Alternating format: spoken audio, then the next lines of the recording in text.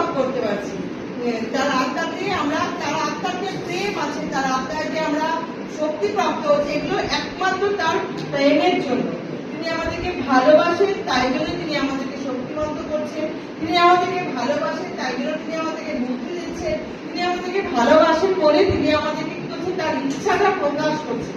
না, আমরা আমাদের ইচ্ছা কার কাছে প্রকাশ করতে পারি? আমরা জানি যে ও আমাকে ভালোবাসে, তখনই না আমি আমার ইচ্ছাটা তার কাছে প্রকাশ করতে পারবো।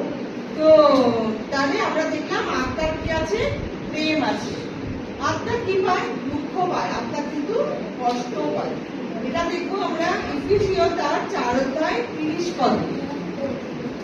এফেসীয় 4 অধ্যায় 30 পদ। আর ঈশ্বরের সেই পবিত্র আত্মাকে দুঃখিত করিও না, যাহার দ্বারা তোমরা মুক্তির দিনের অপেক্ষায় মুদ্রাঙ্কিত হইয়াছ।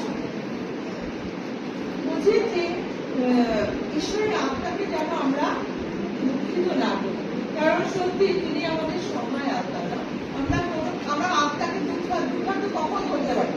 আমাদের ব্যবহার দিয়ে, আমরা যখন তার কাছে না আসছি, আমরা যখন তার কাছে তার বাক্য মতো না চলছি, আমরা যখন তার ঠিকটা ধরিয়ে দিচ্ছে, বলে দিচ্ছে, তারপরেও যখন যদি আমরা সেটাকে না করছি, তখন কি হয়? আত্মা দুঃখ পায়। আমাদের সন্তানকেও যখন আমরা কি করি, বলি, বোঝাই, যখন আমরা তাকে বারবার তো বোঝাই, তো বোঝানোর পরেও তারপরে যখন তারা না শোনে, আমরা কষ্ট পাই। তো সেরকম আমাদের আত্মাও কি করে, আমাদেরকে যখন বোঝাচ্ছে, বলছে, তারপরে যদি আমরা তার বাধ্য না হই, তখন আমরা কি করি?